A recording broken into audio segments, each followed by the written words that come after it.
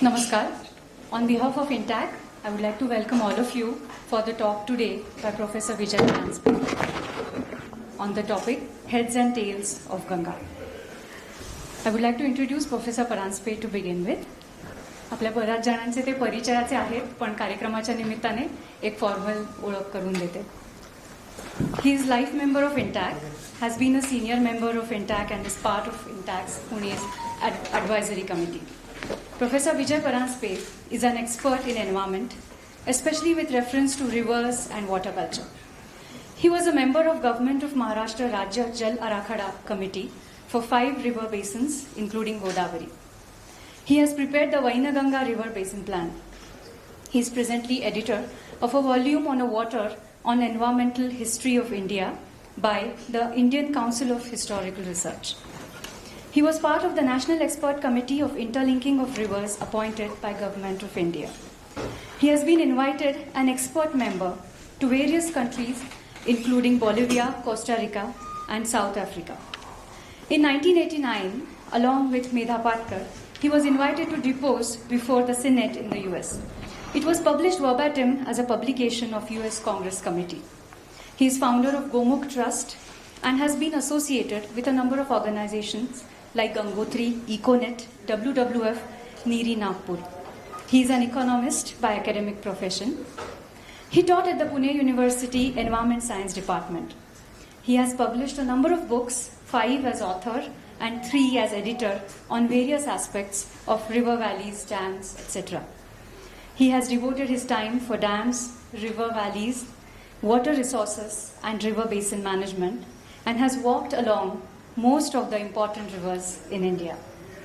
Welcome, Professor Paranjpye, sir.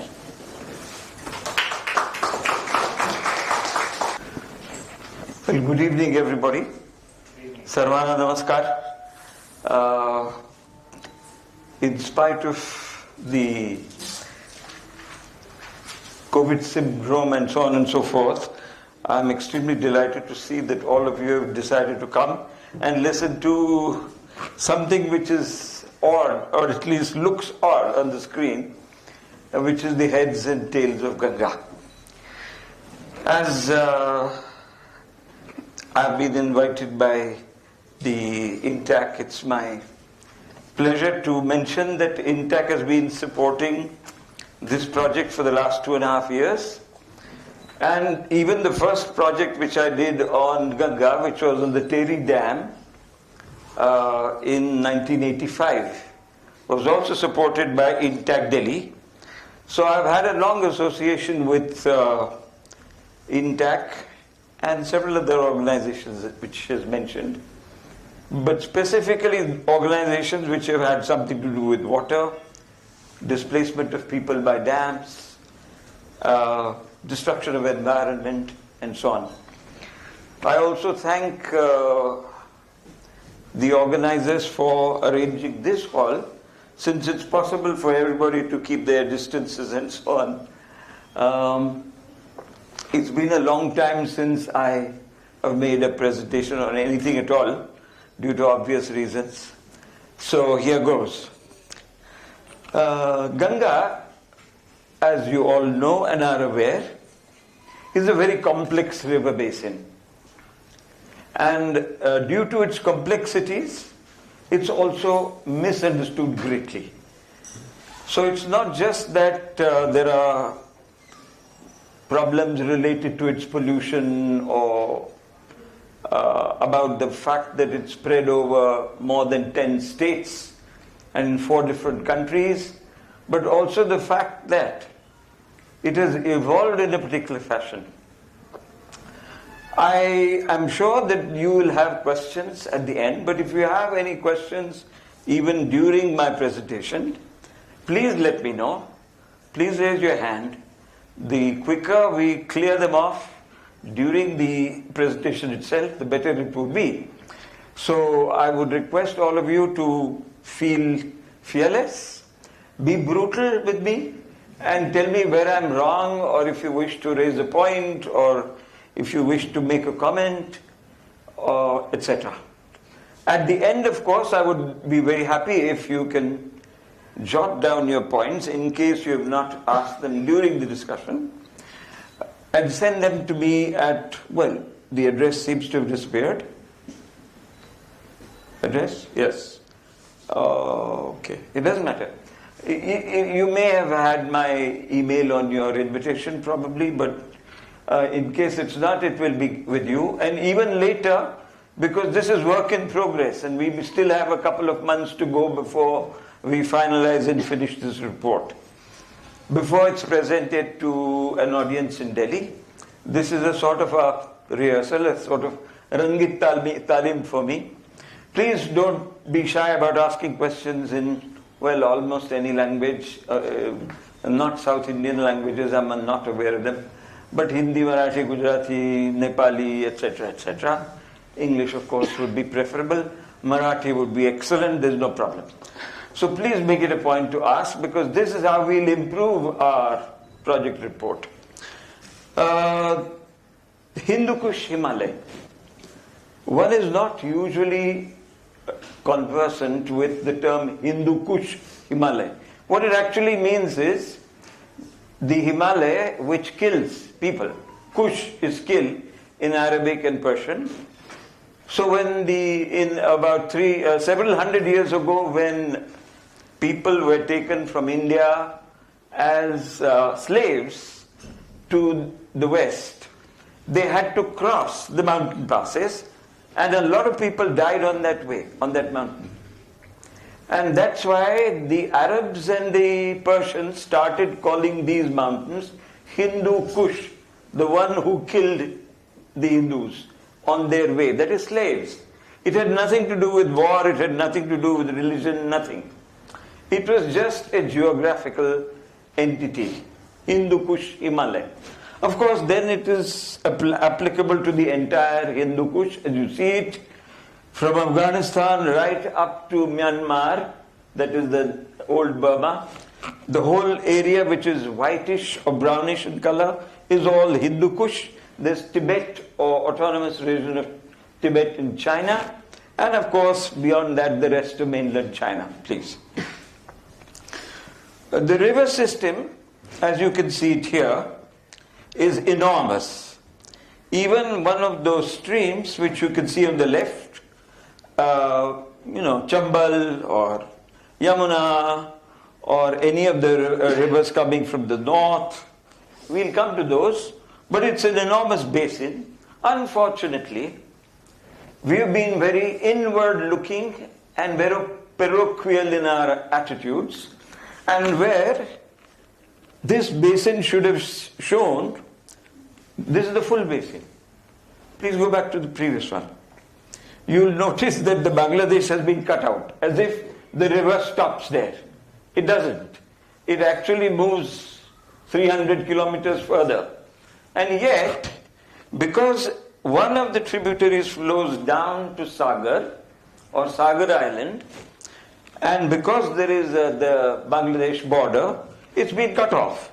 Similarly, there's a clear-cut patch cut out from the north. That's Nepal.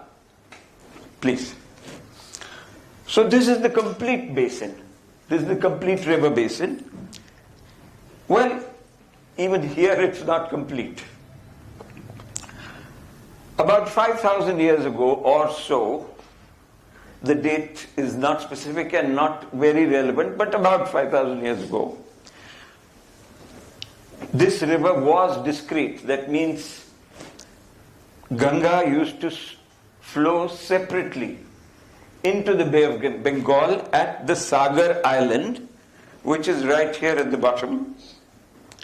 The Sagar Island is south of Calcutta, and that's where the river emerged or discharged its waters into the Bay of Bengal. As a matter of fact, in those days, that is 5,000 years ago, and after that for a couple of thousand years, all the epics which were written, Veda, Purana, Mahabharata, Ramayana, all the references are related to the north, either Kailash Manasarovar or Gomukh Gangotri, from where the river is supposed to emanate. And then the river ends up at Sagar Island.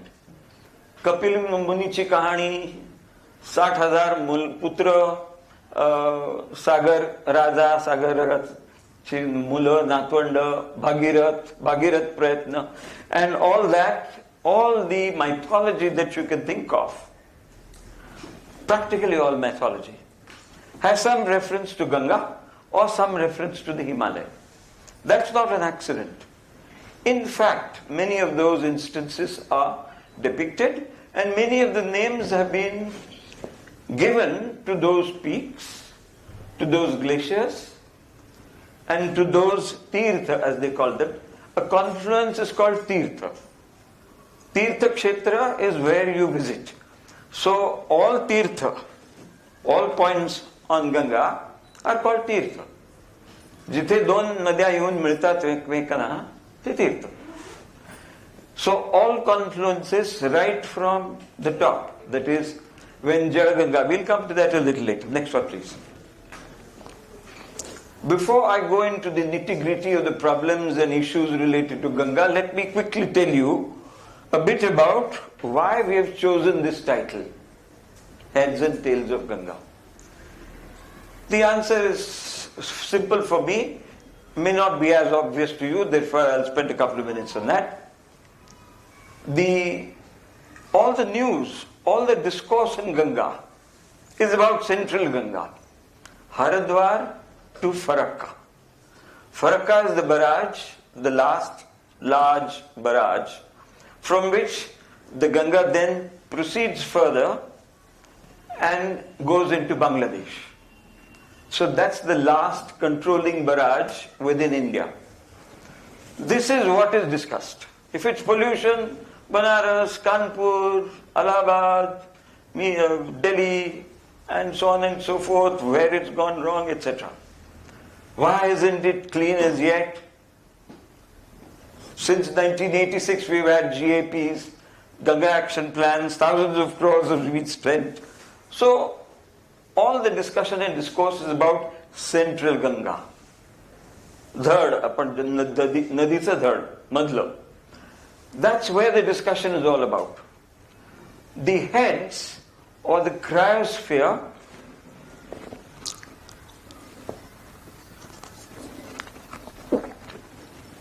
hopefully not impact of corona. Nowadays everything is related to corona. So what was I saying? I was talking about the heads. We know very little about the heads, which are upwards of 2,000 meters. Up to 2,000 meters, it's Shivaliks, or a little less than that. Beyond Shivaliks are the higher Himalaya, then the central Great Himalaya, and then on the other side is the plateau, the Tibetan plateau, that you're familiar with. But most of that region is above 3,000 to 4,000 feet in height, meters, not feet, more than 12,000 feet in height, and therefore inaccessible for most people, practically all people, except mountaineers, ascetics, and smugglers. Smugglers because they get shilajit, rare plants, flowers from the valleys, and so on and so forth, and they make a quick buck out of it. That notwithstanding, there is hardly any population there, and there are no other problems. It's almost always under snow. There is what's called the snow line. And therefore we thought that it would be best to concentrate on an area which is large, which contributes a lot to the river Ganga, but still is quite unknown. We also talked about the interdependencies between upstream and downstream. When one talks about, for example, integrated river basin management and so on, then we say that upstream is connected to the downstream. What happens upstream will have an impact on midstream. But when we talk about pollution, somehow that point is lost. So we don't worry about what is happening to all those tributaries that you saw. Would you go back to the tributaries, please? Those tributaries are the ones which are feeding Ganga. If we don't start from the origin of those tributaries, then cleaning the mainstream will be pointless. If we don't understand the upstream areas of Uttarakhand, Himachal Pradesh, Nepal, part of Sikkim, then we'll have lost half the battle, because that's where it all begins. And therefore we chose, for instance, there are, you can't even count the number. These are some of the bigger ones. There are probably close to 700 rivers which are of a reasonable, decent size. Next. A bit about the formation of the river itself. The river as we know it, as we saw on the blue Ganga map, this is the present configuration of the river. But this configuration hasn't been in existence for a long time, just 5,000 years. And in a 25 million year geological span, 5,000 years is nothing. So this is a new configuration of the river system. So what happened along the way? We have human history recorded since 11,700, so at least 11,000, 12,000 years. But within that, the recorded history about Ganga is just 5,000 years, not more than that. And the first references mention this part very significantly, and which a lot of us don't always know. Some of you, those who worked on rivers, for instance, I see Mr. Kulkarni, who's an hydrologist, and Mr. Purandare, who's a law expert and a rivers champion. They may be knowing of such like people and many others as well. But there was an avulsion, there was a migration of the Yamuna. The Yamuna originally travelled towards Indus, Sindhu. And it was travelling through Ganga. So Ganga was the main course. So Yamuna was not a part of the Ganga system at all. 5,000 years ago, not now.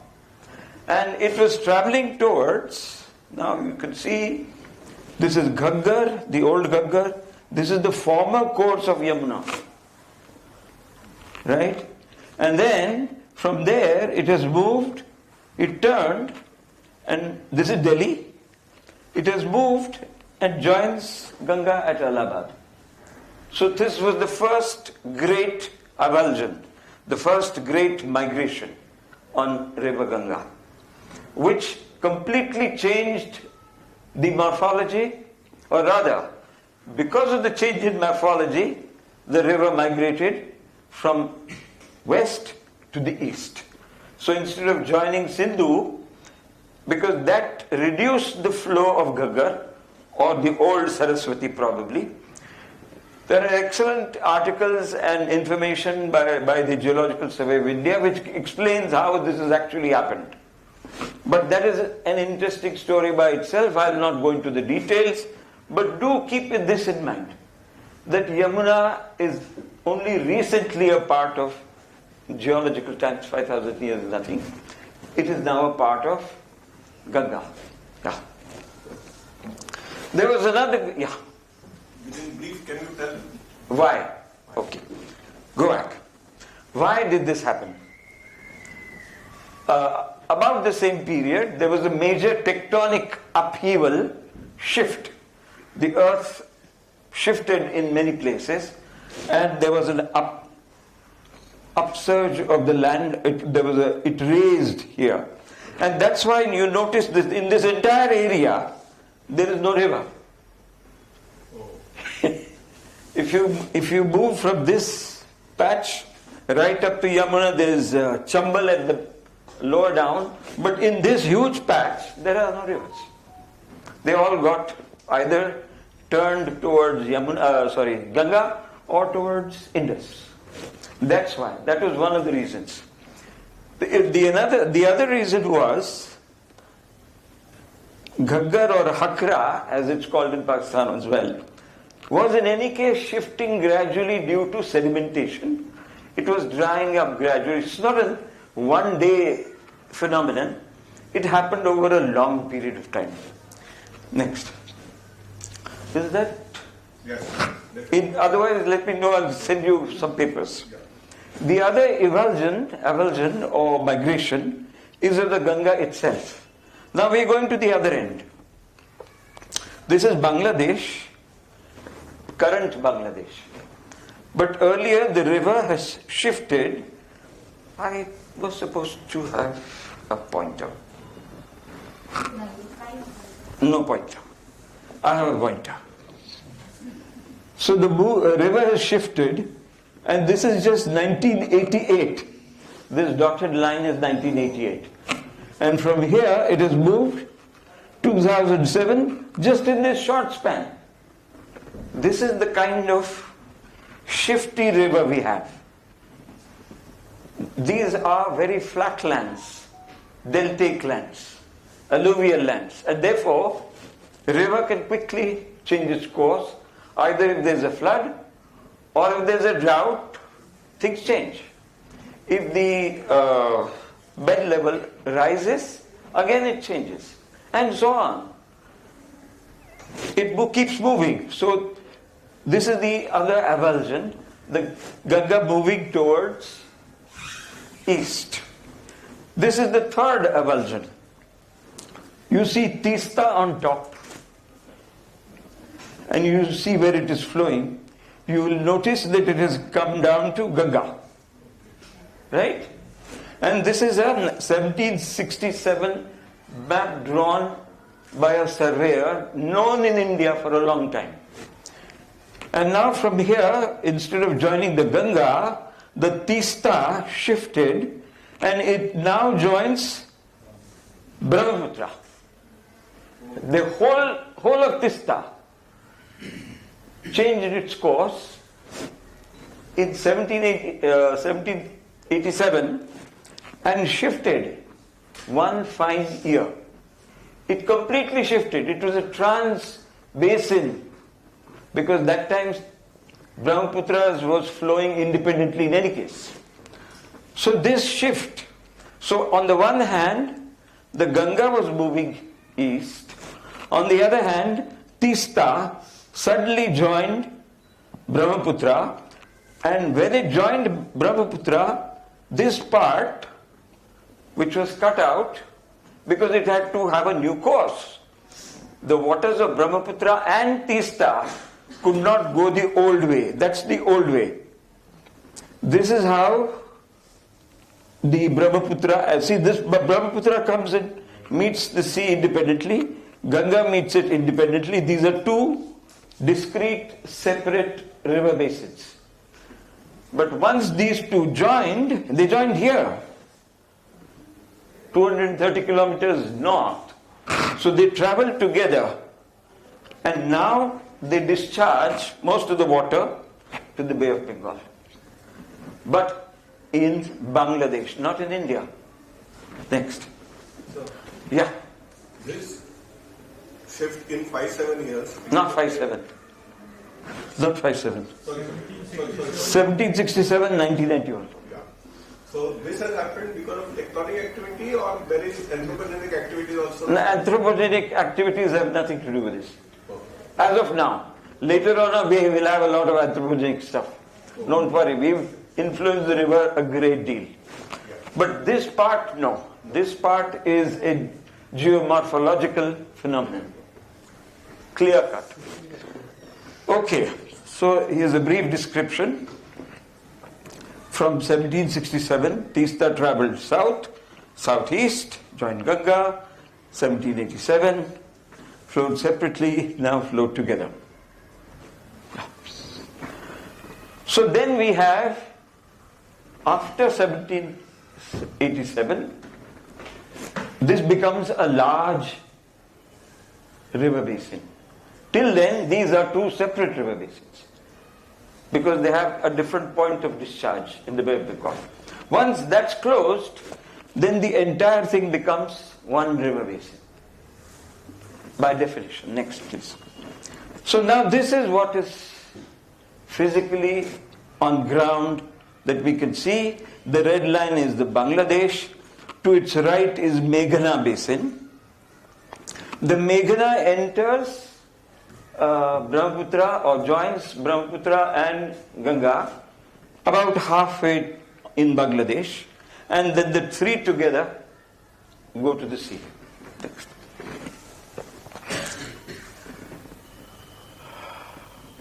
We've just mentioned this a little, so I wouldn't repeat it. So major morphological changes have taken place, mainly, as far as we know, in the last 250 years. That's all that we've seen. Next one, please. And it is still happening. So it is not as if it's all stopped. No.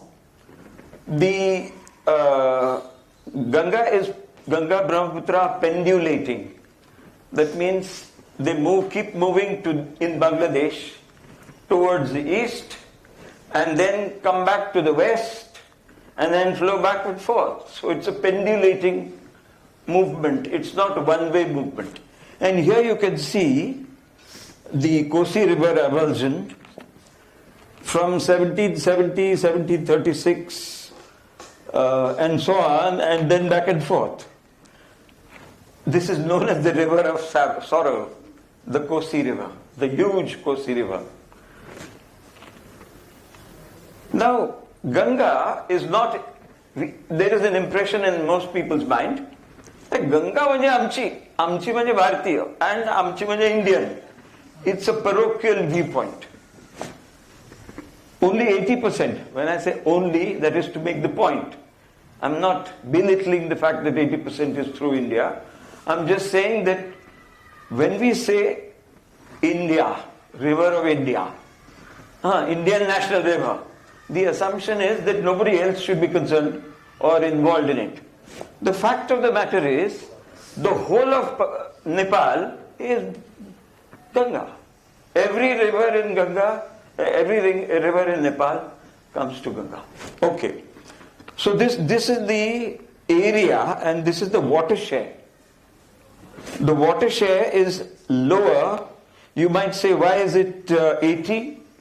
And 80% of the area is contributing only 57%? Because a large part of the western Indian Yamuna system, which goes towards Rajasthan, Madhya Pradesh, lower areas, those have very little rain. And it's only in the eastern portion of the Ganga Basin that you have very heavy rain, as you already know. So there are 10 states in India through which the Ganga passes. The problem now is that they are all federal states. Water is a federal subject. Each state can decide its own plan, its own decision, how much to leave, how much to retain, rights over river, problematic. As of today, there is no Ganga River Basin plan. We may have a Godavari plan, or we may have a Damodar Valley plan. Damodar also is, by the way, a part of Ganga, but it joins Hooghly near Calcutta. So it's after it has come down that Damodar and some other rivers join the Ganga. That apart, the point I was trying to make was, what was the point I was trying to make? Not just our river. Yes, it's not just our river. It belongs to all four. Now, why is this map shows you clearly that Saptakoshi, which is what we saw avulging, moving, Saptakoshi is number 8. This whole basin produces a huge quantity of water. Okay. Yeah. Now I don't have to go back and forth. I'm not Kosi, so I don't have to move. So this is the entire autonomous region of Tibet. And this is not the entire region. This is only that part which is a part of Saptakoshi. Please go back to the previous Saptakoshi avulsion. The upper part of this river is now what we're going to see. This is the Nepal border here. This is the Kosi, Tamur, soon Koshi, coming again from Nepal. Yeah. Yeah. So here is where it comes down. But where does it get its water from? It gets the water from autonomous region of Tibet, which is entirely the cryosphere, in the cryosphere, which is frozen. It's above 20,000 feet, 18,000 feet and so on, or above 5,000 meters in most cases. So this is frozen. So what is frozen water? It is a regulator of the volume of water which precipitates during the monsoons. It freezes and gradually releases it for the rest of the year. It's like having built 30 dams the size of Tehri Dam, which is 3 billion meter cubes of storage. 3 billion. Increase that by 10 or 15 times and you'll know how much water is stored just in that entire cryosphere. This is the larger Hindu Kush we are talking about. Yeah. And this cryosphere has basically 4 forms. Besides, of course, the landmass, the mountains, you have the glaciers. These have accumulated in the valley and they stay there for thousands and actually millions of years. So they are stored water for millions of years. It's like dams. So a lot of water is stored underground, but a lot of water is stored overground as well. And this is stored by nature. Then you have glacial lakes like this one. What happened? Yeah. Glacial lakes, why are they a part of the cryosphere? Because cryos means frozen. Because they are continuously changing form.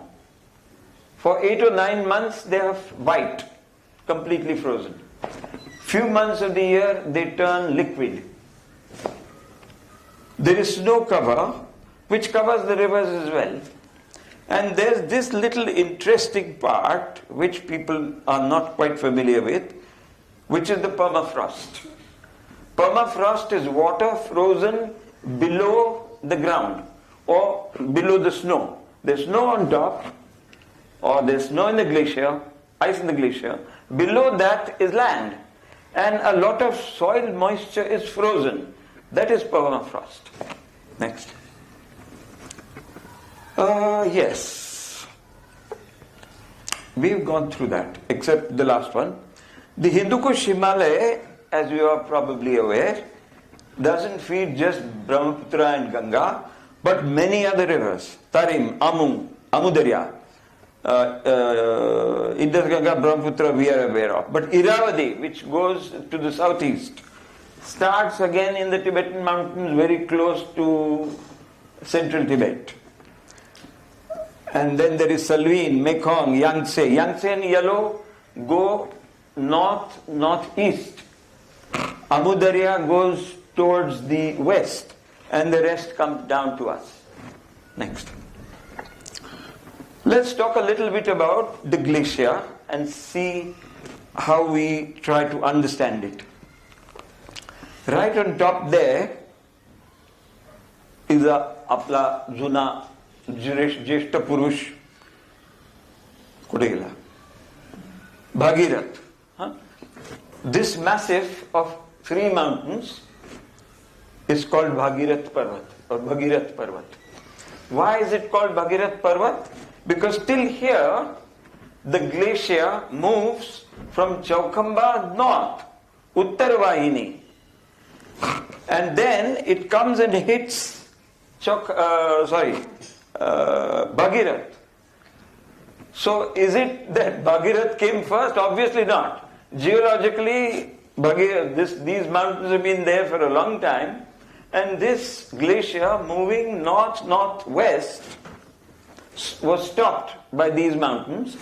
Then it turned towards the west and then south. So by the time it comes to Gangotri, it has already started moving southwards. We are just beyond Gangotri. Anyway, now you may be wondering what a glacier looks like. the sizes are incomparable. If you see, this is the thickness of the glacier, and it's practically at certain points 200 meters in height. It changes from about 60 meters to about 200 meters in depth, the glacier itself. And it moves from around 12,000 to more than 25,000 feet. That is top of Chowkhamba. We'll come to Chowkhamba. But this thing in between these two mountains, there is a mountain on this side, mountain from here. You can see the ridge. That is Bhagirathi on the other side. And like this this is the longest glacier in Ganga. 30.4 kilometers in length. This is about a kilometer in length. And at its widest, it's about 6 kilometers in width. Here it's just 1,000 meters or about a kilometer in width. Next, please. Now you will notice that we are closer to the glacier, and therefore you can see the top and you can see the bottom here towards this side. This is all glacier.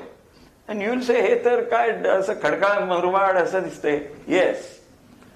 The glacier during certain seasons look extremely dirty. They don't look pure white. And there are big gaping holes or caves inside it, like this one. Now the length of the Gangotri glacier are given. At Gomukh, it is 3,920 meters above mean sea level. The geographic area of just the glacier is 143 square kilometer.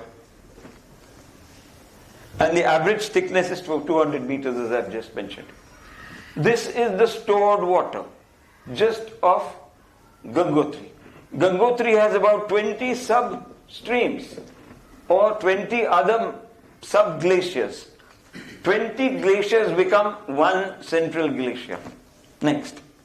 Now you can see or feel, not see, you can't see it moving, but you can feel as if there's a river there. See, this is the other side. हा एक तीर आणि हा इकडचा एक तीर. पण हा इथे थांबत नाही, हे इथे डोंगर. So you can see that later. Now this little river that comes here, can you see this flow? This is Akash Ganga.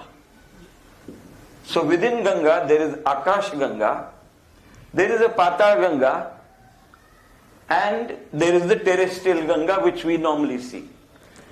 So culturally and philosophically, all three parts of the hydrological cycle, this comes from heaven, Akash Ganga.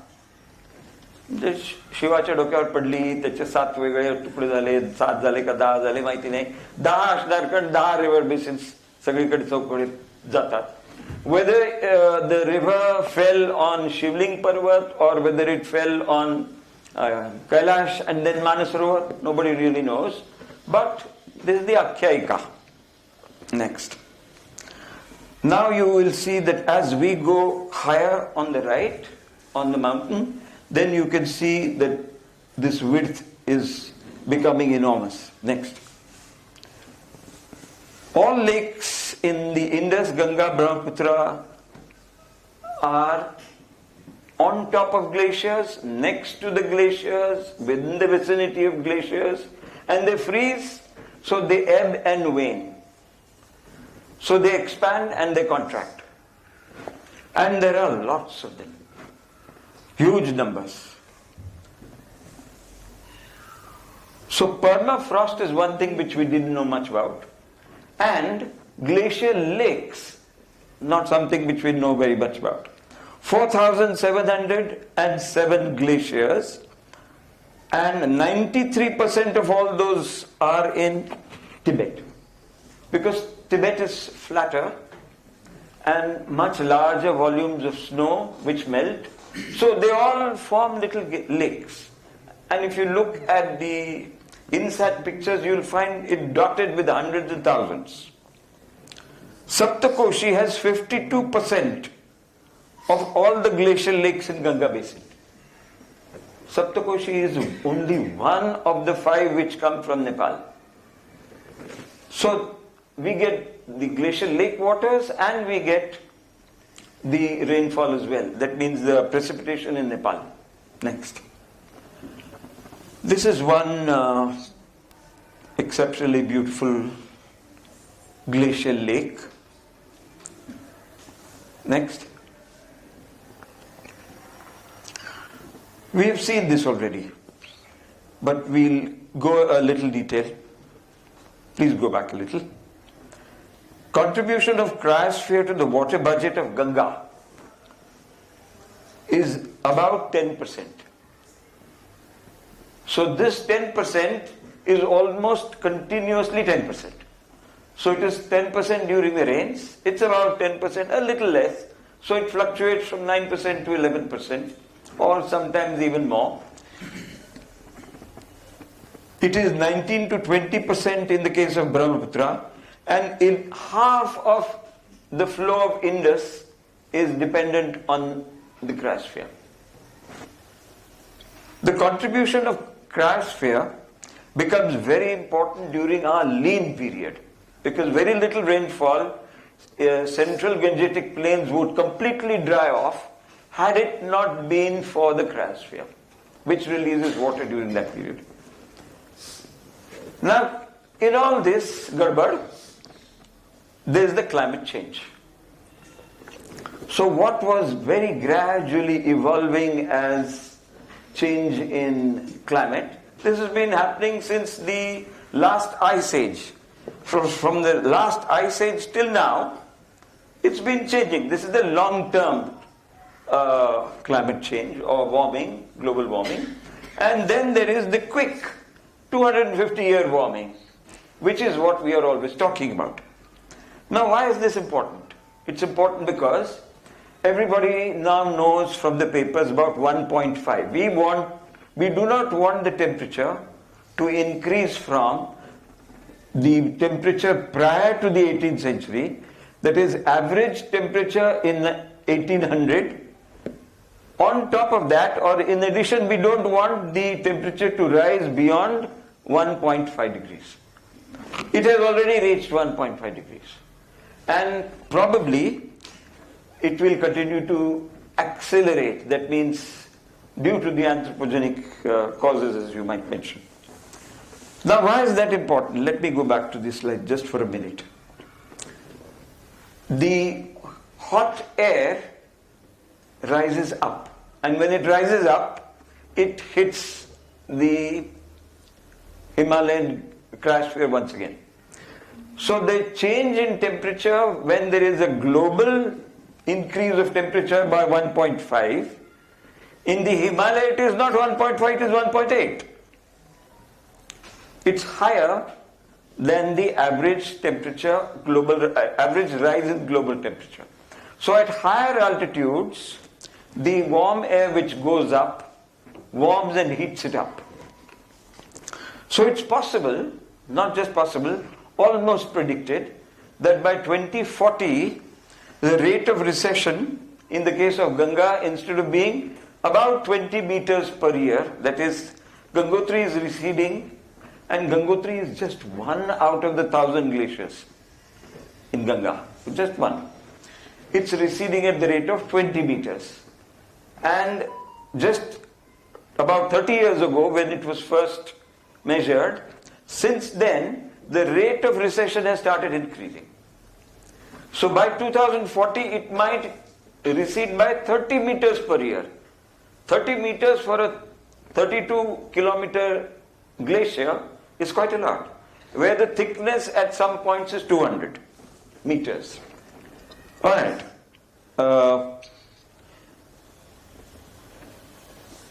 Right. Nepal has already lost 25% of its ice mass and mass during the last 70 years or so. This is the calculation by E.C. Moore, that is the Center for Mountain Studies and so on. And it has found out that the rate, this was the organization which found out the rates at different places. So at different places, the warming is lower or higher. Towards the Karakoram Mountains, there's an expansion of glaciers, few glaciers, not many, few. That's called the Karakoram Anomaly. That means while all other glaciers are receding, a few are actually expanding. Nobody knows why. Hydrologists know. Glaciologists don't know either. Next, please. Okay, so what should we be proud about? We should be proud about the fact that the Ganga, which is our river, starts in India. I'm just talking about India. At 7,010 meters, that is the tallest peak, which is known as the Chowkhamba. Chowkhamba is at the end of the Gangotri Glacier. And about the length, there is confusion, because there are different definitions of confusion. The farthest point from the exit point, that is Bangladesh, in which case the farthest point in India would be Tamas or Tones, not Ganga, not Yamuna, but Tones, because that's the farthest tributary. The length would be different from there. If you take the length from Chowkhamba, that is 31 kilometers additional. If you take the length from Chowkhamba only up to the confluence of Bhagirathi and Ganga, it will be different. So don't worry about them. It's just the way you define it that decides which one. But culturally, the origin is at Gomukh. We have accepted it for so many thousand years, we'll continue to do so. Next one, please. The Ganga river system, even within Bhagirathi Basin, is very complicated. For instance, it meets at a place called Devprayag. Till Devprayag it is called Bhagirathi, not Ganga. And there are two major streams which come from the north. One is Alaknanda, and this part is called Saraswati, just up to here. Till it meets Dhauli Ganga, it's called Saraswati. So there is Saraswati, there is Dhauli Ganga, Rishi Ganga, Bringi, Nandakini, Pindar, etc., etc. And on the other side, now this is a surprising matter. Even the entire northern upper river basin is not in India. There's some part here which is known as, there's Gomukh and Gangotri, but in Tibet we have Rangma, Jaraganga, Nilapani and Manachora. All these rivers come from Tibet, which is an area just below the Bias. Just below the Bias there's an area. So even north of Gomukh and Gangotri and Chowkhamba there is water which comes and joins. That is known as Jaraganga. Now why people called it Jaraganga is obvious. That was the Jada of this river. But it happens now to be in China or in Tibet. Okay.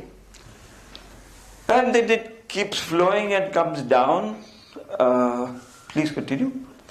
We can't show it in one map as we can in the case of Godavari or Krishna. One map line diagram can give you all the rivers.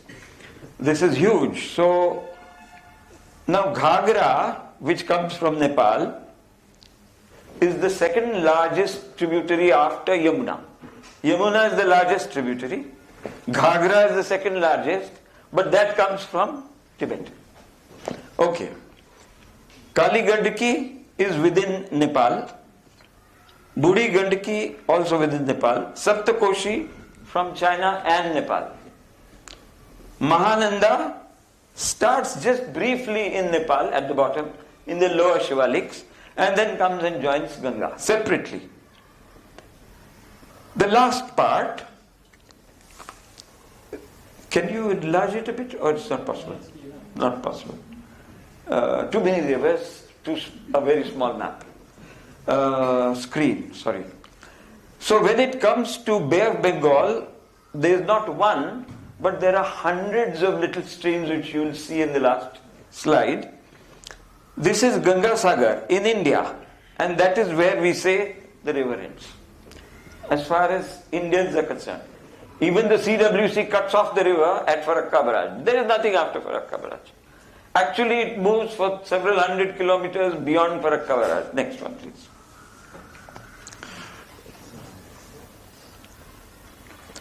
The average annual yield of Ganga is 525 BMC or billion cubic meters or 5.25020 million cubic meters, which is about 525 billion cubic meters. Of this, the utilizable water is less than half, 47%. Annual monsoon discharge of the river in Bangladesh, 76,000 cumecs, constant discharge. And the lean period discharge, 1,500, 1,500, 1/50th of the maximum discharge. This is the level of variation between the high flows, low flows. Hooghly, which is in India, carries less than 25% of the mainstream Ganga. 75% goes into Bangladesh. And there it is not called Ganga. In India it's called Bhagirathi Hooghly or Hooghly Bhagirathi, whatever. There it's called Padma. And remember that it has nothing to do with Bangladesh, East Pakistan, etc. It has been called Padma for thousands of years or hundreds of years for sure. So it has nothing to do with religion, nothing to do with states. This is a river beyond borders. Borders cannot control it. So, the Hooghly is shrinking.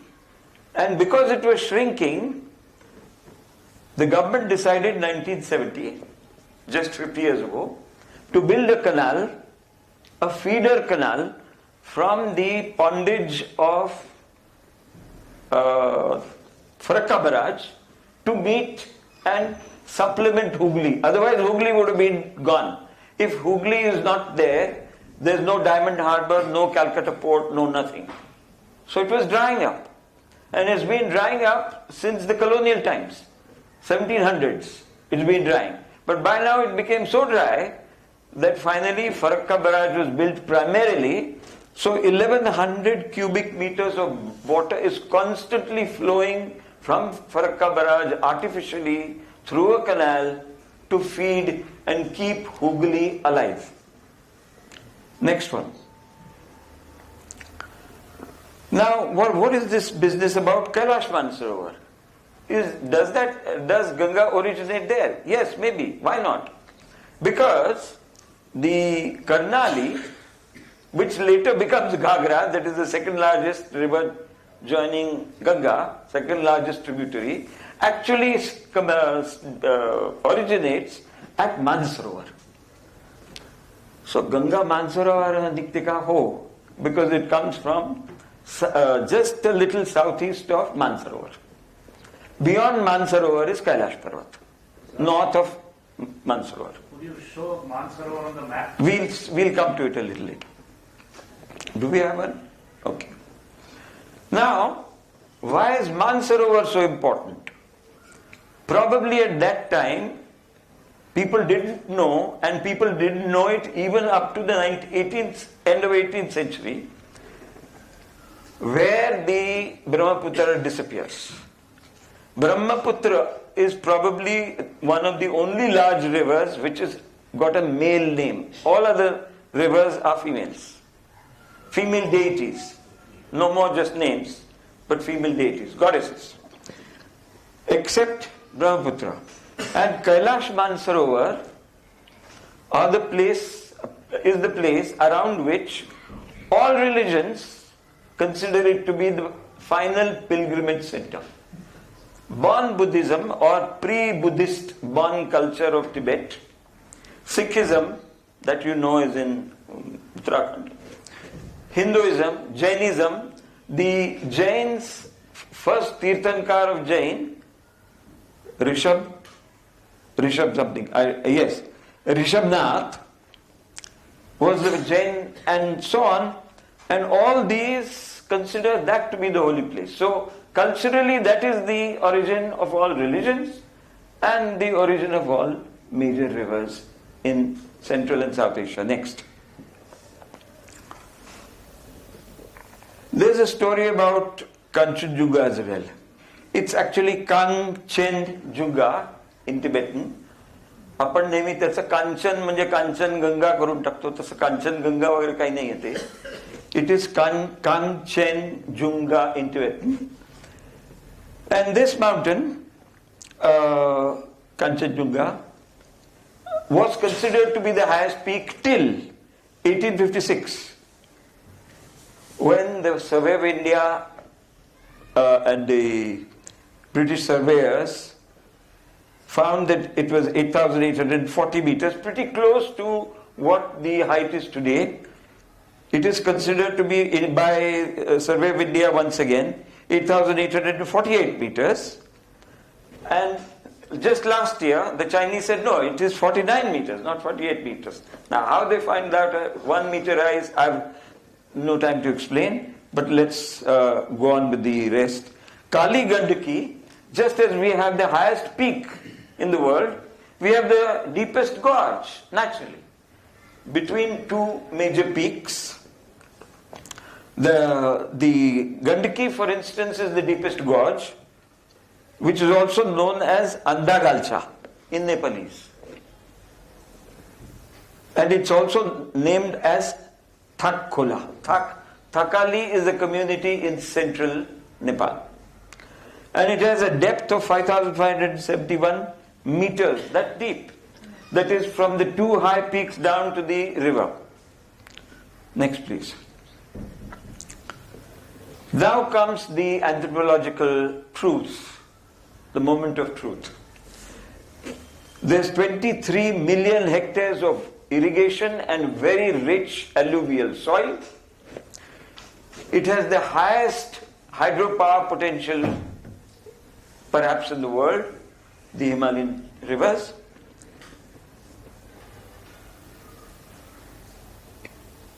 And it has the lowest human development index, even within India. India is very low on the list, 123 out of whatever, 180, 90 countries. Now, if you want to look at which is the poorest part of India, you can go straight away to the Ganga Basin. Ganga Basin is the poorest population anywhere in the world. Largest chunk of poverty-stricken people in Bangladesh as well. This side. So this portion is very similar to this portion, but these are the important states. Delhi downwards, right up to West Bengal. Next. Now, this map of the river basin, these red dots are all dams. All these red dots are either dams, barrages, weirs, and water extracted from them. Consequently, by the time Yamuna reaches Allahabad, it has lost most of its water because of all these dams. All these, right through, right along, every dot there. So altogether 1,000 cuts on the Ganga have resulted into abstraction of enormous quantities of water. And this has been happening since the Mughal period.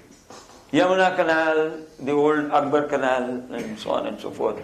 Every colonial country which came in created more dams.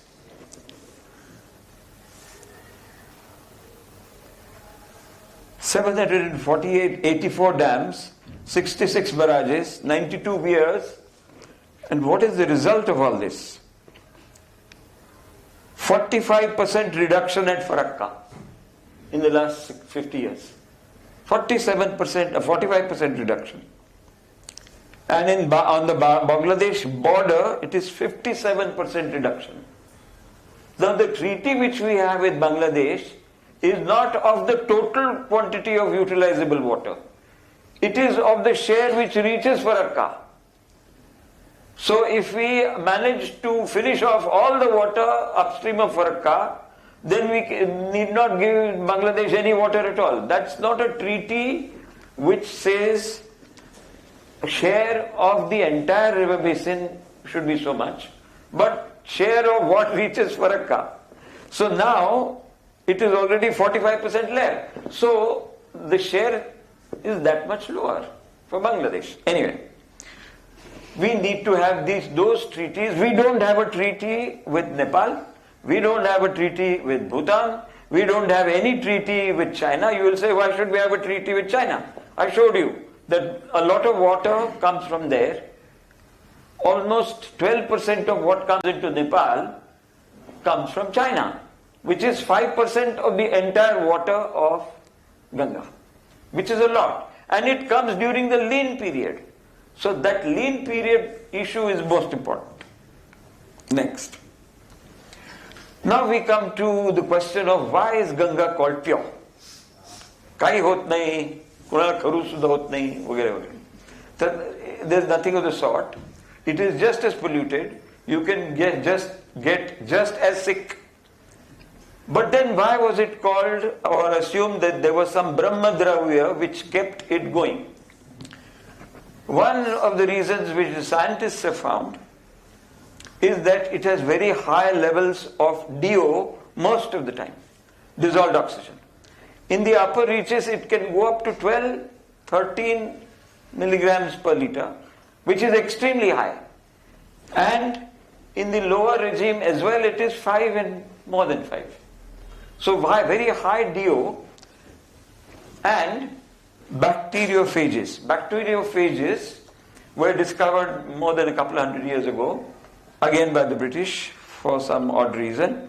But this Brahma Dravya is nothing but killers of bacteria.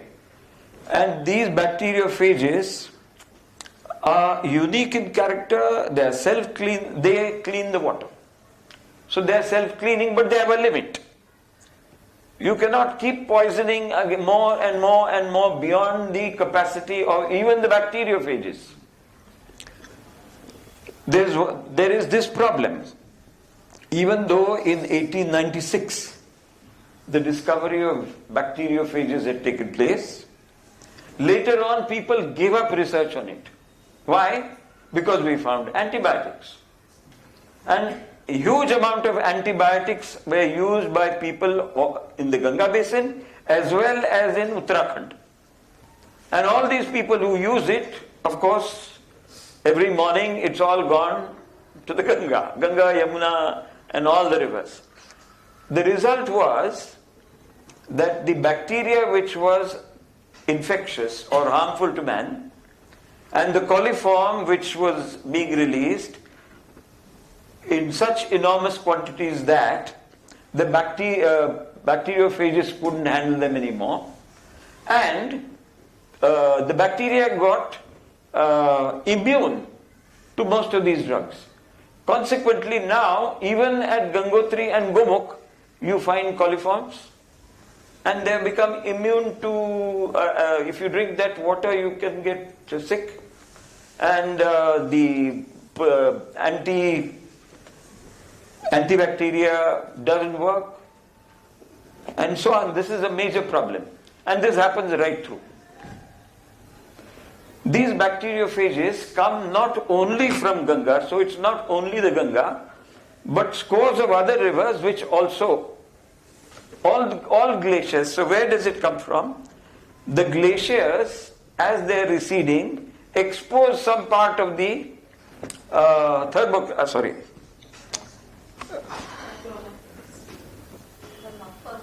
permafrost, not thermocrust. Thermocrust and permafrost, I'm getting crazy.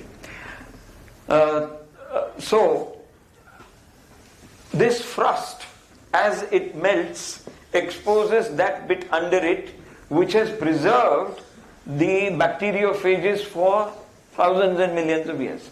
So the moment they are exposed, they come alive and enter the river.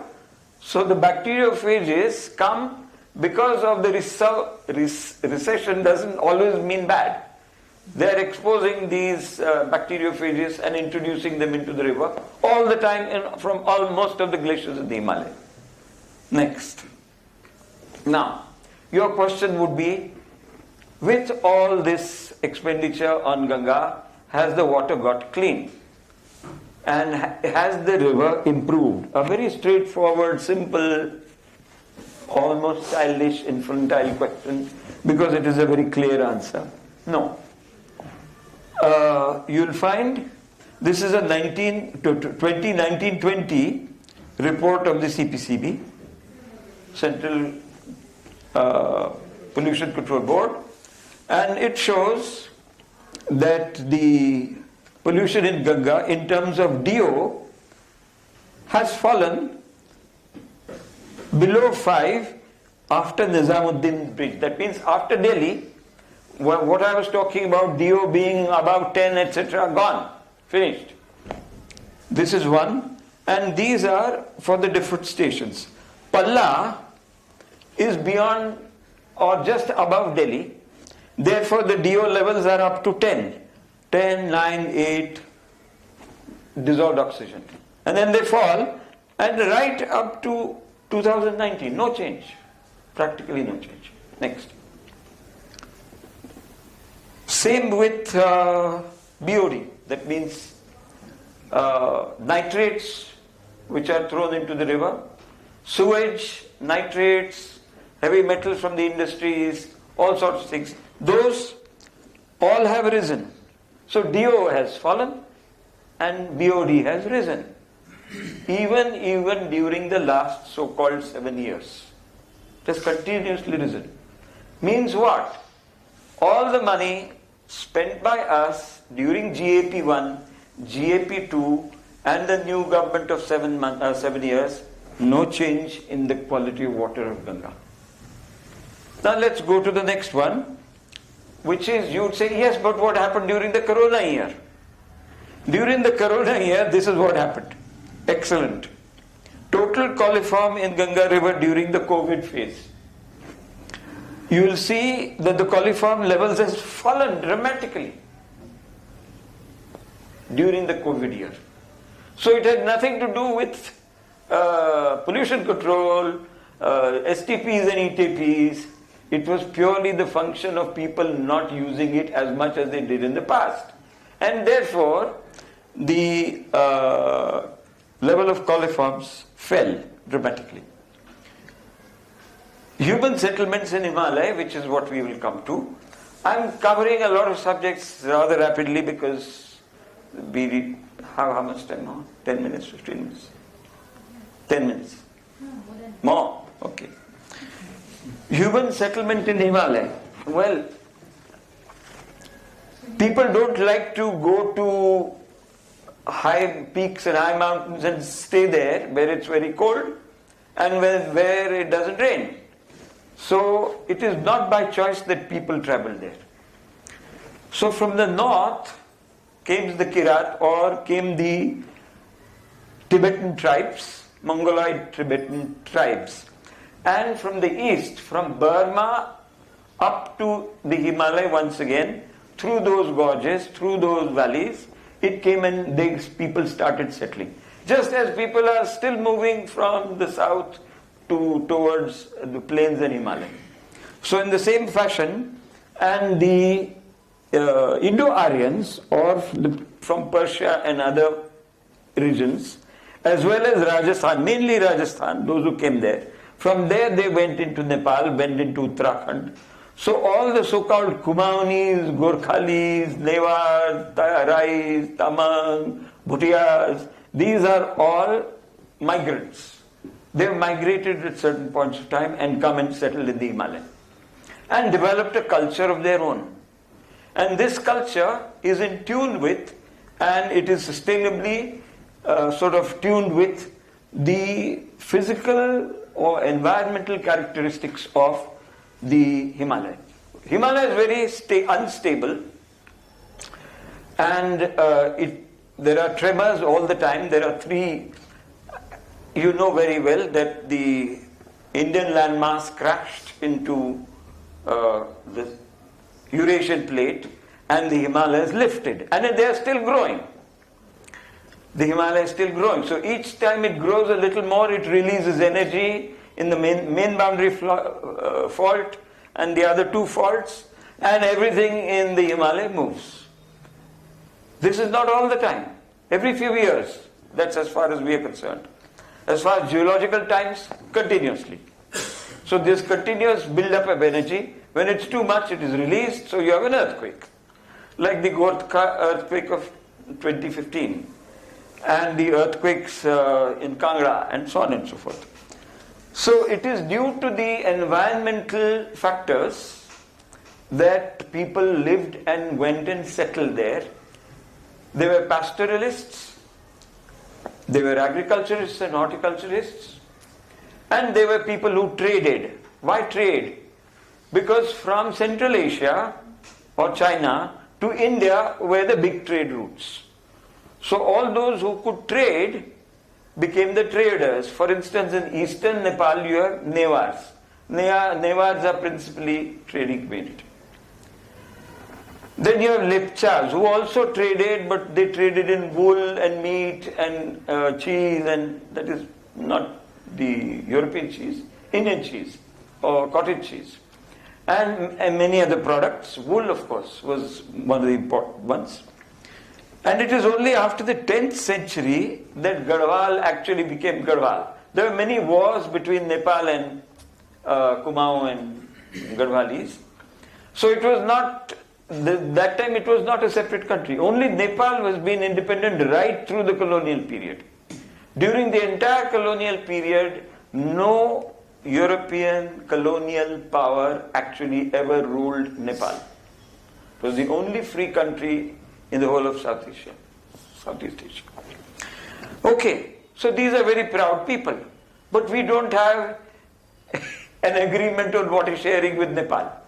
We say, well, whatever comes down is going to be ours anyhow. So why have an agreement? Yeah? And we have built dams, the 2-3 dams which we are planning are on the border. So, जमीन जंगल बुडी नेपाळमध्ये, rehabilitation नेपाळमध्ये, पाणी आपल्याकडे. Simple logic. Same thing with hydropower. All the hydropower stations in Nepal doesn't use even 7% of what it actually produces. It doesn't have a distribution system. There is hardly any industrialization. So all the energy that we have agreed to produce, so we have power sharing agreements. We don't have water sharing agreements. Right? So because we treat Nepal, well, so not a nice word, but almost like a protectorate, which a few years stopped once China stepped in, all that stopped. Now we have to treat them as a free, independent, sovereign nation, and we will need to have agreements with them so that the Chinese don't take away water from the north, because that belongs to them, and if we don't have an agreement, we can't say anything about it. If we want to have interlinking of rivers, they will have take away water from the north. Nobody can say anything. Therefore, we need agreements which are multilateral, multinational, which look at regional agreements for the whole of GBM, that is Ganga, Brahmaputra, Meghna, or at least for the whole of Ganga. So that is the problem of neighboring states. Okay. Now, Kedarnath, Gangotri, Jamnotri, all these places are completely sort of snowed down with snow and with human tourists. So there are human tourists which are making it dirty and snow which is coming down all the time. These people are staying in the almost desert-like areas. Shepherds, and these are pastoralists, most of them. Some of them travel right down to the plains, like the Vanagujars. So they travel to the north, south, south-north. Some of them only up to the central Himalaya, some right till the bottom, or some others, and so there are many types. This is Harsil, just below or just before you reach Gangotri. And these communities are the ones which came in 1961, after the Chinese took over Tibet. They took it over in 52 itself. But in the 62 war later, large numbers came and settled in the northern parts of India, that is Himachal and Uttarakhand, and the whole of the Nepal border, northern border. Next. They look different, they have a different culture, they speak a different language at home, and with the rest they speak either the standard Garhwali or Kumaoni, or they speak Tibetan, or they speak Nepali, and they are all a mixed culture. You will find a lot of Gompas all over in these northern states. You will have houses which have 3 stories. The top story is for the younger children and so on. The middle one is for... So it goes by generation. And right at the bottom are cattle. So the safest place and the warmest place is given to the cattle. Gote sagancha khali. This is a live spring, a natural spring at Puralia. This is a one Gujjar family which has come right down to the plains. The photographer of this picture is sitting there probably somewhere. Right. Next. This is a typical house built by one of the Gujjars. They, of course, when they are on the plains, they have buffaloes. So when they travel north, they have sheep and goat. When they are in, not just one Gujjar, but other caste groups as well, when they go even further north, then they would have yaks. And they would have Bactrian camels. Bactrian are 2-humped camels. Okay. I come now to the last 2 subsections, the disasters. There are 2 types of disasters. First, let me explain what a disaster is. Everything that happens in nature prior to the disaster is a natural phenomenon. Kada kosala, bhukampa zala, these are not disasters, these are natural phenomena.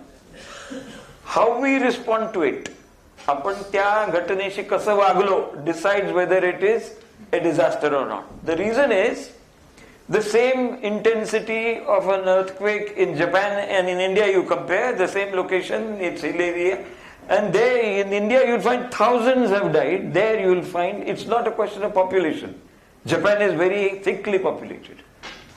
But there, the response system, the way the houses are constructed, the earth-proof construction, the post-damage rescue and operation, extremely systematic. And that is where we need to cooperate. Response systems. So it is not just aid, it is not just relief. That creates the disaster. Further disaster. When this happens, a lot of people die, property is lost, and then money is promised. That is not given. Further disaster. So पहिलं जे झालं ते disaster नव्हे, ते natural phenomena.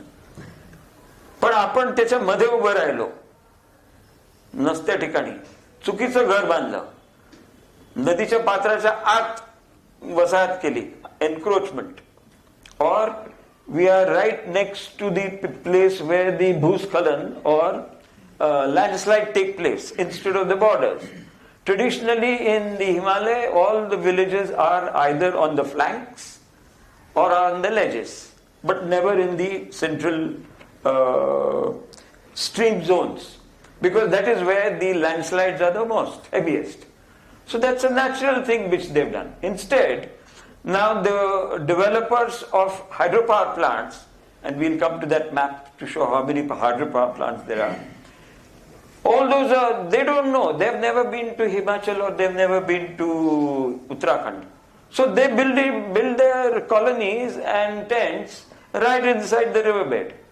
And that is why 2021, the recent February disaster took place. Now if traditionally from Rishi Ganga, I've been there. These are the two, these are inside pictures. This is near Raini. From Raini starts Rishi Ganga.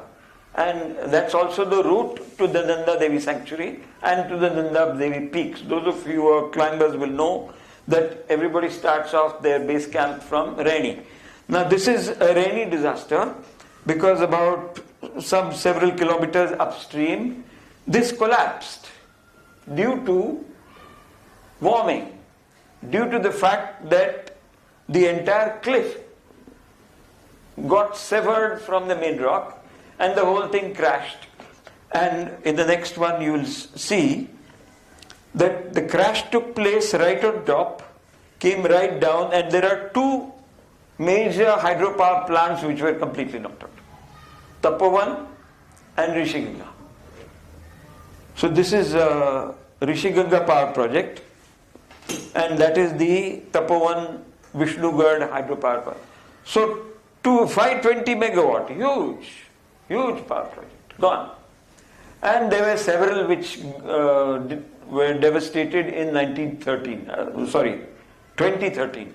In 2013 you will remember that there was these, yes, Kedar. Now on the right, unfortunately you can't zoom it, but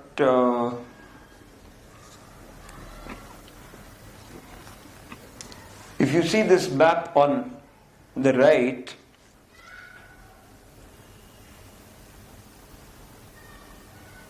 this is the map with all the hydropower stations.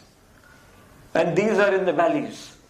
And they are also covered, around them are national parks. So Bhagirathi National Park, Vishnugad, all these are in those areas, very sparsely populated.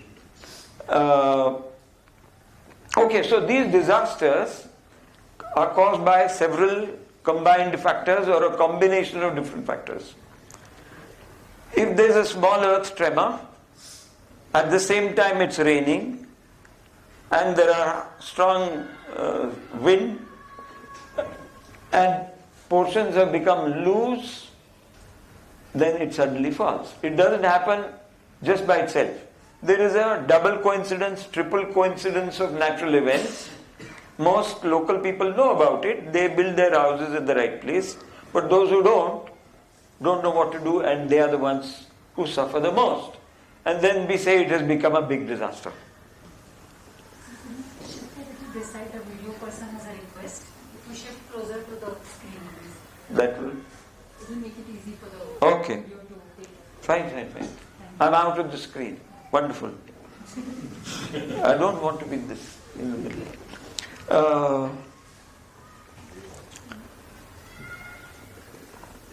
Now many studies have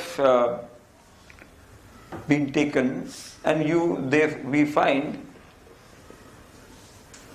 that even recently 7 of these projects which were actually damaged in the last disaster have been given permission. Why? Because more than 50%. We have a hydrological engineering mindset, and that says anywhere if it is more than 50% kharcha ho gaya hai, so you can continue to build the rest even if it has been knocked out by a disaster.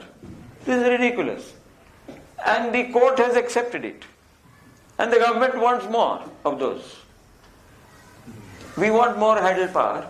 There comes in my colleagues from Gangotri, who are sitting in this corner, who would easily be able to tell you that now, when solar power has become so large, and it is likely to be more than maybe 50% of the total energy output, there is no need to build these dangerous hydropower plants. No need. One large one or a few large one down in the plains somewhere in the deserts would satisfy whatever power is being produced in the whole of Uttarakhand and Himachal and stop this damage from taking place, because these plants are not, they are doing blasting. At each power plant, the Ganga, for instance, Maneri Bali is very close to the north of Teri Dam. And then after Maneri Bali, the river's dry. Bhagirathi runs dry. Why? Because at Maneri Bali there is a tunnel which takes the water out of Ganga, Bhagirathi, takes it down, there is a head, there is a turbine, and then it is released back. So that middle stretch is dry. This is what we have done to the environmental flows. We talk a lot about environmental flows, but every single one of those hydropower plants has to do this. Take a tunnel, and this last disaster, people died in the tunnel, most of them. This is where the water goes round, it bypasses the river stream, and then generates power, and then joins the river once again, main course. Anyway, the point is that we really have to rethink hydropower. It is not as environment friendly as we used to think. Yes, please. Regarding environment flow, what about the base flow? There is no base flow there. After several kilometers after the power plant, there is no base flow, or very little. It is just not there in many, many cases during the lean period. During winter as well, because less water is flowing. There is very little precipitation. Consequently, there is no environmental flow after the larger hydropower plants. Okay, next please. Now you will notice that we have drawn. Can you see it at the back? I have a problem because I have to. Yeah, okay. The Wildlife Institute and all these people keep conducting surveys. Go back to the previous one. These are valleys. Okay. So the biodiversity hotspots and the hydropower plants have a connection. And it's in between all these that you have the river channels. That is where you have the power plants. Right next to them are the national parks and sanctuaries and so on and so forth. There is no connection and there is no plan. The plan is build anything anywhere you want, expand the cities, that is New Teri, Joshimath, Uttarkashi, expanding without any controls, without any development control rules, without any laws, passing all laws and all norms. And then when a landslide takes place, they will say, we want now compensation. That is not given, so greater damage and so on. I don't think I have... See, this is Alaknanda and this is Bhagirathi. Bhagirathi, Alaknanda. And all the major hydropower projects are here. The Teri Dam, which is one of the largest dams in the country, also has a similar problem. Fortunately, right now they don't have a tunnel working. Out of 3 tunnels, only 2 are working. But the storage is so large that minimum flows are possible. So there's a reverse argument that if you have a very large dam, then you can generate power, also maintain minimum flows, and regulate it for irrigation. So it's not just complex, it's sometimes very perverse. Next. Let's come straight down from Uttarakhand. We have spent a lot of time in Uttarakhand. Hastinapur to Narora Ramsar sites. Probably you are aware that we have the Ganga dolphins right through, right up to Bangladesh. So some come from Brahmaputra, some come from Ganga. Beyond the Farakka barrage, no migration. So those which are on this side will remain. So Hindustan, Pakistan, even for the dolphins. Next one. This is Farakka. You will notice that contrary to general belief, the Ganga passes through a gorge before entering Bangladesh. It's not a very deep gorge, but it's a valley. And we have built the barrage in such a fashion that this artificial feeder canal, this is a inside picture, this is what keeps the Hooghly alive, whereas the main river continues towards Bangladesh. Next. Now, can there be multilateral cooperation? Yes. The Kailash Sacred Landscape Conservation and Development Initiative is in the area of Kailash Mansarovar. So there is no problem because we are not dealing with sharing water or sharing land or any borders, nothing. So all countries, India, which are done? Yes, India, Nepal, China. Somebody was asking me about Mansarovar. That's Mansarovar and this is Rakshasthala. Can you see it? Rakshasthala, Mansarovar. And this is Kailash Parvat. There are Indus. So you will notice that all major rivers are traveling out of this large area. So the ancient Vedic people were not wrong at all when they said that all these rivers start from Kailash Mansarovar. Therefore it is the religious and philosophic center for all these religions. So what is the cooperation about? The cooperation it has been brought about by the German federal government. So we need a middleman or a middle person like Indo-Pakistan treaty just after independence needed the World Bank to negotiate our treaty. We could not do it ourselves. But it's the only standing treaty in India and is the only point on which we do not differ. There is no war on Indus water sharing. No war. On all other matters. As far as water is concerned, no go. So if we do that for all these rivers, maybe some of our quarrels with the neighboring countries would also disappear. The cultural heritage, pilgrimage, the rare remains of architectural beauty from hundreds and couple of thousand years old as well, Buddhist, Bon, Jain, all kinds, Hindu, all these are there and all these have been given protection. Tourism has increased and they are very well disciplined. Extremely well disciplined tourism. Now this is an area where multilateral cooperation has worked. And Indian government has been part of it.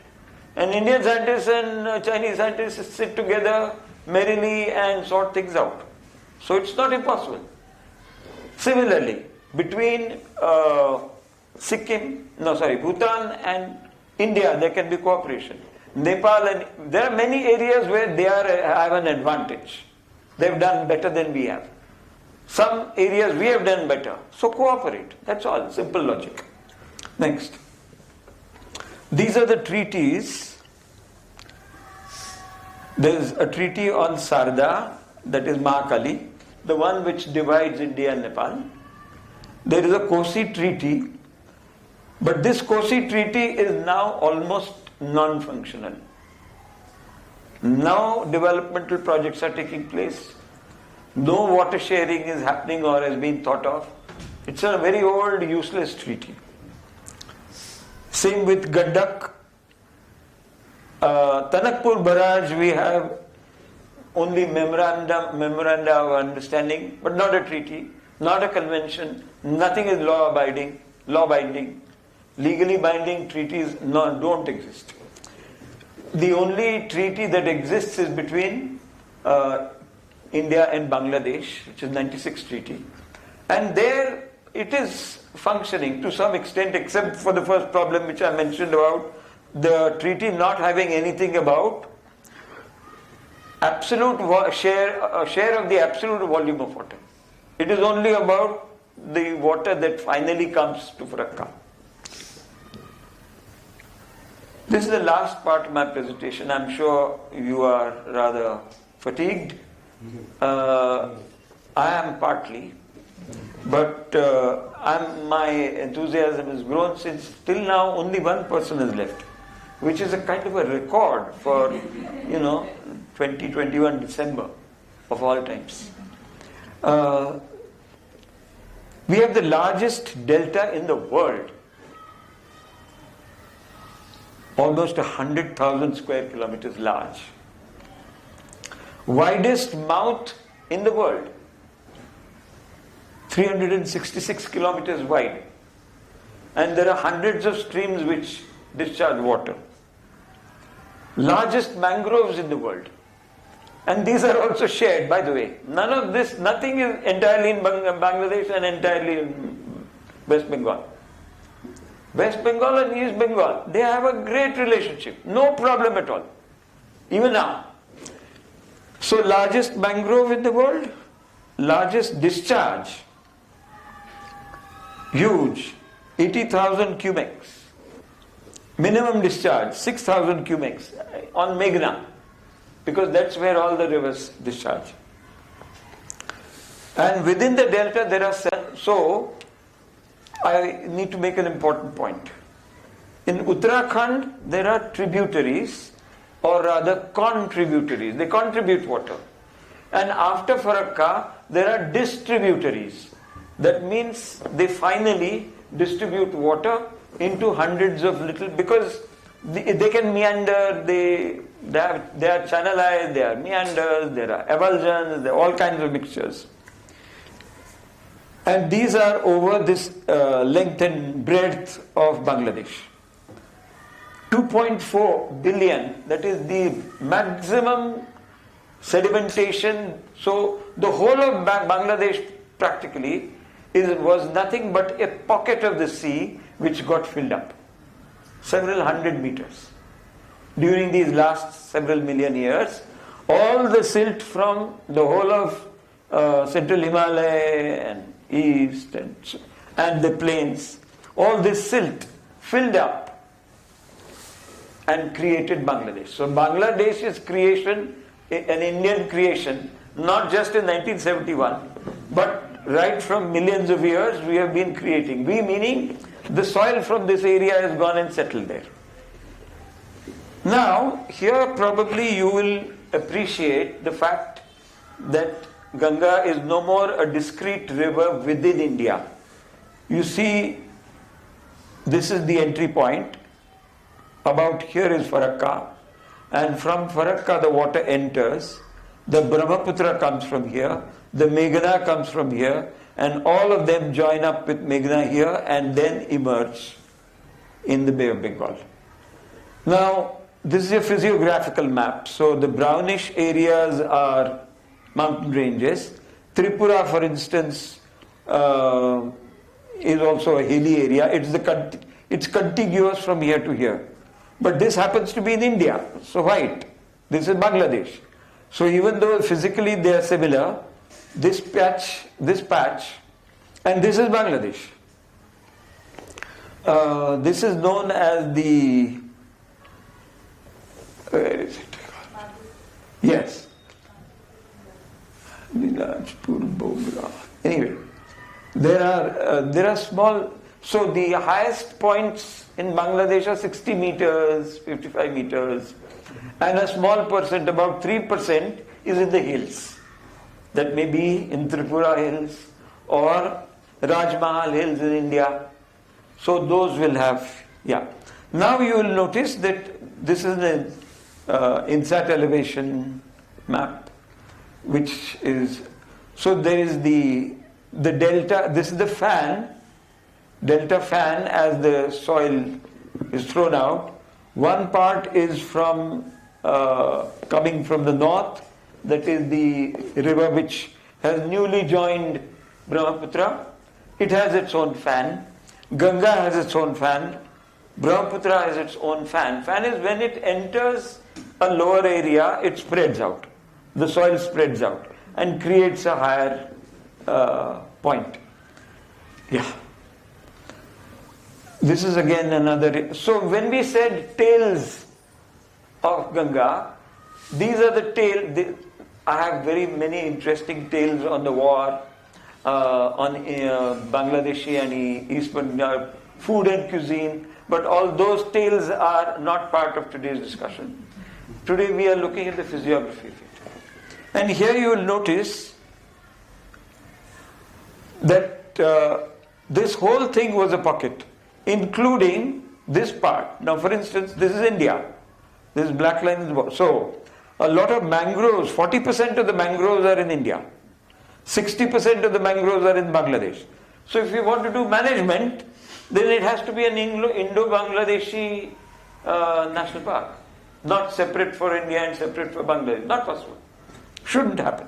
And therefore, we quarrel even about how many tigers they have and how many tigers we have. We feel very happy because the density of tigers per square kilometer is higher in India. They quarrel, they claim that the total number of tigers are larger in Bangladesh. So we, instead of quarreling, if we had one single management plan, it would be very good. Now we come to a very important point. Sea level is rising, sedimentation is taking place, and there is at the same time subsidence of land. In the Himalayan region there is an uplift, and here there is subsidence. So the whole of Bangladesh and parts of West Bengal are subsiding. So on the one hand the land is subsiding because the Indian plate is going under it. So this is being pushed up. That is on the other side. Some parts near the pocket are subsiding. So in certain locations there is subsidence, in subsections there is increase in height. At the same time, the sea level is rising, so huge areas, probably this whole area is expected to be underwater in about 50 to 60 years. Which means 4 million people from this area, another 5 or 7 million, because if all of them move up towards Bangladesh and towards Bengal, then all that is going to spill over into the northern states, that is Assam, Tripura and so on. This is a major migration issue. This migration will not take place for political or terrorism reasons, but because of circumstances of this kind. In order to avoid this, we need to have good relationships with all our neighbors. Next.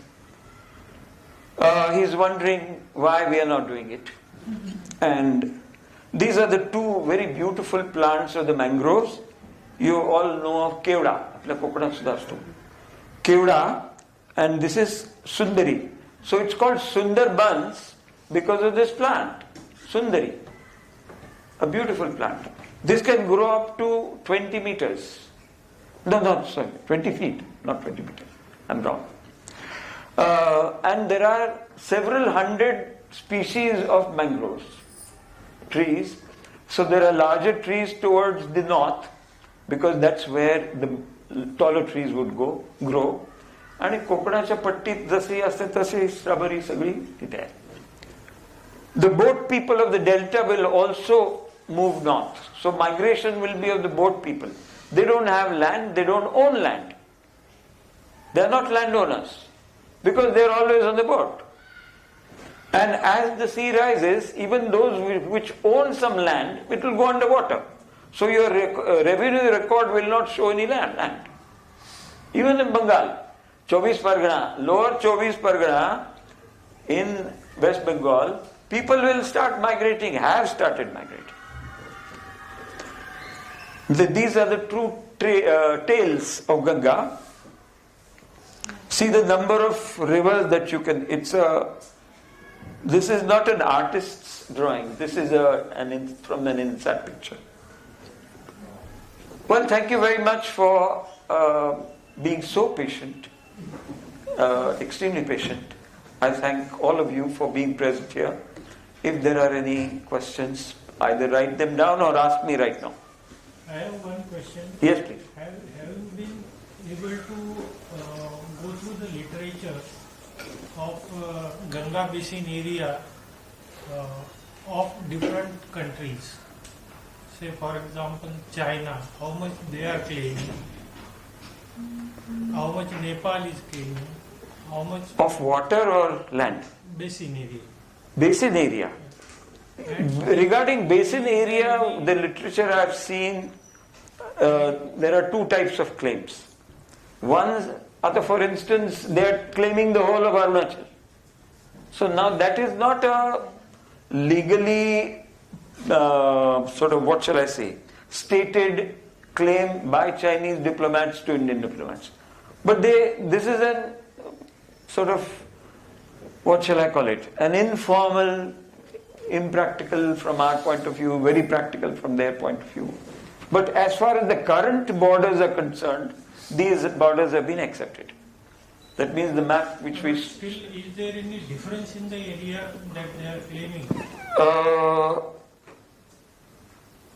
Between China and India, yes, there is a difference. What about other countries? Nepal also, they are claiming a part of Kalapani area which we feel belongs to us. That is on Mahakali.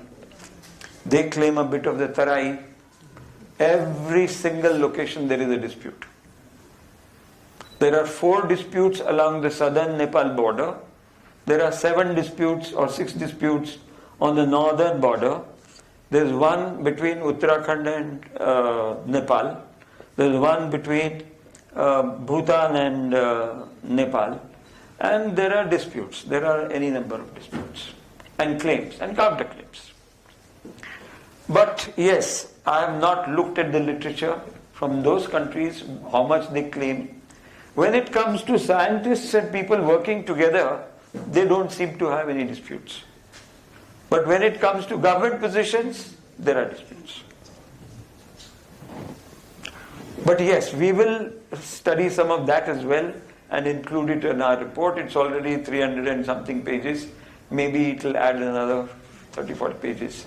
But yes. Coming to base flow or ecological flows, I think in the recent past, because of the intervention from the Supreme Court, I think there is a better regulation in the recent past.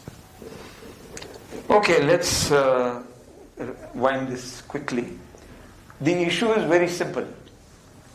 When the percentages were decided, and actual measurement of discharges were taken, then they realized that the minimum flows, there is a difference between minimum flows and environmental flows. Minimum are base flows. Environmental flows are sufficient to keep the ecosystems in life. So if we are talking about ecosystem flows, then they have to be much larger than the base flows. What would be called the base flow or the minimum flow. So minimum flow, maximum flow, base flow, there is a confusion. The second, the most important finding was that what was already being discharged was a little greater than what has been recommended by the court. So they have already stated that no changes are necessary anymore, without realizing that the whole idea was to increase the environmental flow. And now they are saying, puri hote tevdes barobar hote ki. Because what they have made, that 25% last 10 days, every past 10 days, although that was worked out on the basis of existing flows. So if you take the existing and say these are the minimum flows that should be allowed, it has become meaningless. No, because maybe 10 years before, the flows were very, very minimal. Those have been improved a lot in the recent past. See, we've asked several of the barrage people whether they have increased their flows. They have not. No, they are increased. No. We have studied Bhagirathi and there is an improvement. The improvement is different from increase in minimum flows. So have they brought it to the environment? That means all 12 months of the year. Discharging some amount whenever it's available is another matter. But I would like to have that study, and we would definitely incorporate what has been given, and we will recheck the environmental flows and see whether the position has improved. Thank you.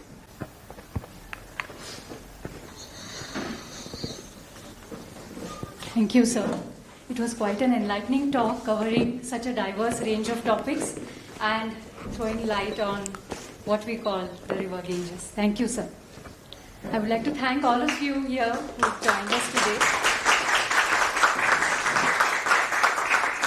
Certainly, it was very encouraging, enlightening the topic which you covered from head to tail, which we are really not aware of intricacies involved. Thank you. Thank you. I would like to thank all of you here who have come today, taken out time to be in person for an in-person session. Thank you, all of you. I would like to thank Shri Manu Bhatnagar and INTACH Natural Heritage Division, who is supporting us throughout for this project.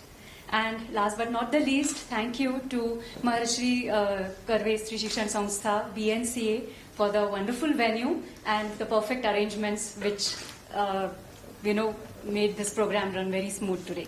Thank you. Thank you again. Thank you so much.